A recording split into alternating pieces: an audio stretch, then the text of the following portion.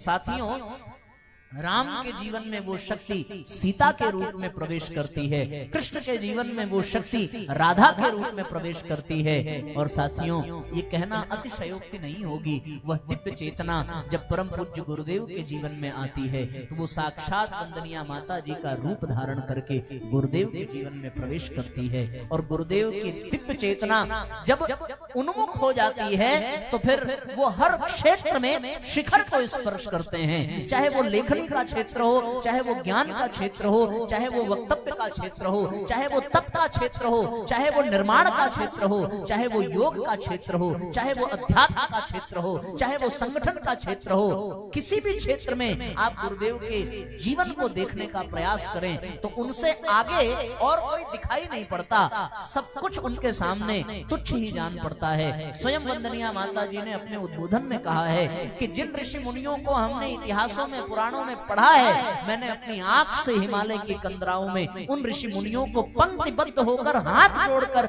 गुरुदेव के सामने उपस्थित होते हुए देखा है। ये कोई सामान्य सत्ता नहीं है, ये साक्षात गायत्री के ही स्वरूप है। आप लोगों ने उद्बोधन में सुना होगा, आदरणीय चिन्मय भैया जी के उद्बोधन में उन्होंने कैसा सुंदर प्रमाण दिया कि स्वामी विशुद्धानंद नाम के बड़े सिद्ध पुरुष थे। ऐसे सिद्ध पुरुष जो एक स्थान पर बैठ जाएं तो महीनों उस स्थान से उठते नहीं थे, और उठते नहीं थे तो जब उठते थे एक आध महीने के बाद तो जिस पत्थर पर वो बैठते थे उस पत्थर से उनके शरीर के चमड़े चिपक जाते थे, उठने पर वो चमड़े छिल जाते थे। ऐसी घोर साधना उनके द्वारा संपन्न होती थी। और उन्हीं के गुफा में रह करके परम पूज्य गुरुदेव ने सभी आर्ष ग्रंथों का हिंदी में भाष्य किया और उन आर्ष ग्रंथों का उद्धार किया। उनके शिष्य विशुद्धानंद जी के जो परम पूज्य गुरुदेव के एक वाक्य में 4 बार नाम सुने तो वो 4 बार उत्तर की दिशा में मुख करके गुरुदेव को बार बार प्रणाम किया करते हैं। और वो साफ साफ गुरुदेव के शिष्यों से कहा करते थे कि एक समय था जब परम पूज्य गुरुदेव गायत्री चेतना की उपासना करते थे, पर आज वास्तविकता ये है कि आज स्वयं गायत्री शक्ति गुरुदेव की गोद में खेलती है। गुरुदेव साक्षात गायत्री के स्वरूप हो गए हैं। यस्य वाग अमृतम हंति विषम संसार संगकम गायत्री रूपिणे सदा, वो साक्षात गायत्री के स्वरूप हो गए हैं। परम पूज्य गुरुदेव ने खुद अपने 85-86 के उद्बोधन में कहा है, यदि आपने सुना हो कि यदि गायत्री माता से कुछ कहना हो तो तुम हमसे आकर के कह देना, और हमसे कुछ कहना हो तो वंदनीय माता जी से आकर के कह देना। वंदनीय माता जी में, गायत्री माता में और मुझ में रत्ती भर का भी अंतर नहीं है। किसी से आप कह दें, आपकी बात गायत्री माता तक पहुंच जाएगी। ऐसी दिव्य शक्ति को धारण करने वाले परम पूज्य गुरुदेव हैं। और उनके जीवन के जितने भी अभियान हैं आप उस पर दृष्टिपात करके देखें तो ऐसा प्रतीत होता है कि गुरुदेव का सारा प्रयास उस दिन से प्रारंभ हुआ जिस दिन दादा गुरुदेव उनके जीवन में आए, और जब तक गुरुदेव ने इस धरती पर सांस लिया, जब तक वो इस शरीर में रहे, तब तक उनके सारे अभियान, सारे क्रियाकलाप, सारे चीजें केवल और केवल उसी गायत्री शक्ति के विस्तार में लगी, उसी प्रज्ञा के जागरण में लगी। वही प्रज्ञा जिसे हम ऋतंबरा कहते हैं, जिसे हम गायत्री कहते हैं, वही शक्ति जिसे हम जागृत करने की बात कर रहे हैं, उसी की बात कर रहे हैं जिसे भगवान विष्णु ने देवर्षि नारद को निर्देशित किया। जिस शक्ति को जागृत करने के लिए सारा का सारा सरंजाम जुटा। अगर आप गहराई से चिंतन करके देखें तो गुरुदेव का जीवन केवल और केवल प्रज्ञा के जागरण के लिए था, विश्व प्रज्ञा के जागरण का। एक व्यक्ति नहीं बल्कि इस धरती पर जितने भी 800 करोड़ लोग विद्यमान हैं, उन सबकी प्रज्ञा के जागरण का अभियान परम पूज्य गुरुदेव ने चलाया। और जब ये अभियान चलाया तो उस अभियान का नाम रखा प्रज्ञा अभियान। आप कल्पना करके देखिए, गुरुदेव के जीवन से जुड़ी हुई जितनी भी चीजें हैं उन सब में केवल और केवल उसी प्रज्ञा, उसी ऋतंभरा की मुख्यता दिखाई पड़ती है। अगर गुरुजी ने कोई अभियान चलाया उस प्रज्ञा को जागृत करने के लिए तो वो प्रज्ञा अभियान बन गया। गुरुजी ने कोई योग कराया तो वो योग प्रज्ञा योग के नाम से विख्यात हुआ। इतना ही नहीं, प्रज्ञा के जागरण के लिए अगर गुरुजी ने कोई पेय पदार्थ पिलाया तो उस पदार्थ को भी प्रज्ञा पेय कह करके पुकारा। आप शांति कुंज चले जाइए, वहां आप प्रसाद खरीद लीजिए, तो उस प्रसाद को भी प्रज्ञा प्रसाद कह करके पुकारा। और कितनी गजब की बात है साथियों, गुरुजी ने 18 पुराण के पश्चात 19वां पुराण लिखा, तो उस पुराण का नाम भी प्रज्ञा पुराण लिखा। हर 15 दिन पर अगर कोई गुरुदेव का संदेश हमें प्राप्त हो रहा है, तो उस एक 15 दिन के पाक्षिक संदेश को प्रज्ञा पाक्षिक कह करके पुकारा।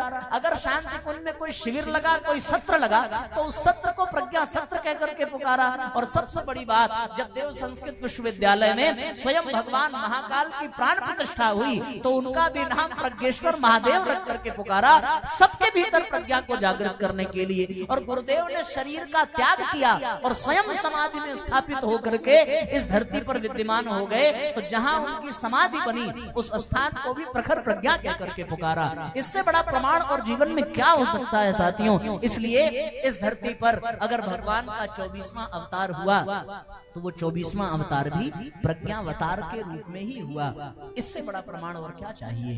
केवल और केवल एक उद्देश्य कि वो प्रज्ञा हमारे भीतर जागृत हो जाए, वो दिव्य भाव हमारे भीतर जागृत हो जाए। और एक मजे की बात आपसे और कहें, अगर गुरुजी ने अपने बच्चों को प्रेरणा देने के लिए जितने काम किए हैं, उसमें से अगर कोई गीत लिखा और उस गीत को वंदनिया माता जी ने गुनगुनाया, तो वो गीत भी प्रज्ञा गीत बन करके सामने आया और प्रज्ञा गीत के रूप में वो विख्यात हुआ।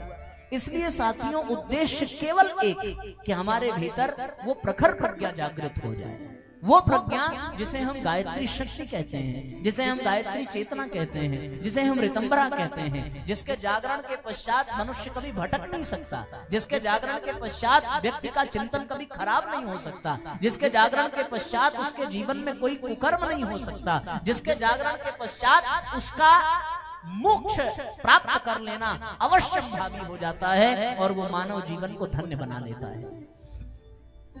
इसलिए उस प्रज्ञा को अपने जीवन में धारण करना पड़ेगा। अगर हम चाहते हैं अपने जीवन को धन्य बनाना, तब नहीं जैसे जी रहे हैं वैसे ही अगर जीना है, तब तो यहाँ बैठ करके आप अपना समय बर्बाद कर रहे हैं। या हो सकता है सबकी तरीके से केवल ताली बजाने आए हों और जब सब जाने लगेंगे तो आप भी प्रसाद पा करके अपना पेट भर के चले जाएंगे। पर जो आप अंत में प्रसाद पाएंगे भोजन के रूप में, वो सवेरे तक पच जाएगा। लेकिन अगर ये प्रज्ञा की बातें अगर मस्तिष्क में प्रवेश कर गई, तो वो आपके जीवन को प्रज्ञामय बना देगी। और आपका प्रज्ञा जागरण हुआ तो आपके जीवन की सारी समस्याओं का समाधान हो जाएगा। हमने कल भी कहा था, इस धरती पर जितनी भी समस्याएं हैं, उन समस्याओं का समाधान न कोई ज्योतिषी कर सकता है, न कोई पंडित कर सकता है, न पुजारी कर सकता है, न तांत्रिक कर सकता है, न कोई चमत्कारी कर सकता है, न कोई त्रिकालज्ञ कर सकता है। अगर वो कर सकता तो वो पहले अपने जीवन की समस्याओं को दूर करता। ये जान लीजिए, आदमी की जीवन की प्रत्येक समस्या का समाधान अगर कुछ है तो वो केवल और केवल गायत्री तत्व से जुड़ने से है, गायत्री चेतना को जीवन में धारण करने से है, सद्बुद्धि का प्रकाश पाने से है, प्रज्ञा के जागरण से है। इसके अतिरिक्त दूसरा और कोई विकल्प है नहीं। ये जानिए। एक आदमी गुरुजी के पास गया, उसने कहा कि गुरुदेव हमारे ऊपर शनि की 7.5 चल रही है, हमारा ग्रह नक्षत्र बड़ा खराब चल रहा है, आप कोई उपाय बताइए। हमको ज्योतिषों ने कहा कि इतने जाप करने पड़ेंगे, इतना ताबीज पहनना पड़ेगा, इतना पत्थर पहनना पड़ेगा और तब जाकर के शनि की 7.5 से बच पाओगे। गुरुदेव मुस्कुराने लगे और गुरुजी ने मुस्कुरा करके कहा कि बेटा एक बात बता, जितने भी ग्रह नक्षत्र हैं उन ग्रहों का राजा कौन है? तो बेचारा चुप हो गया, उसको पता ही नहीं था। आपको पता है? पता है तो बताओ, ग्रहों का राजा कौन है? बोलो भाई, आपसे थोड़ी पूछ रहे हैं।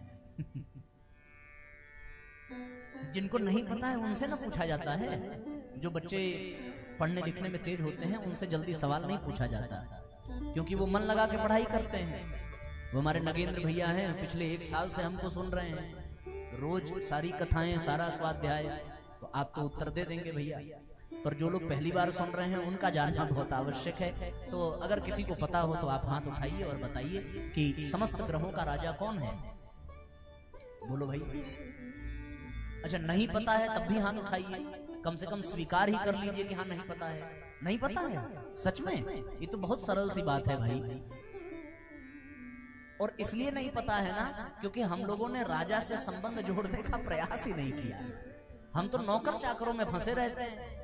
अगर संबंध हमारा राजा से होता तो हम राजा से जुड़े रहते, हमारा संबंध नौकर चाकरों से हो जाता है, इसीलिए हमें राजा का कोई लाभ भी नहीं मिलता। समस्त ग्रह नक्षत्रों का राजा कौन है? केवल एक, और वो राजा कौन है? सविता देवता सूर्य भगवान। उन सूर्य के द्वारा ही सारे ग्रह नक्षत्र संचालित होते हैं।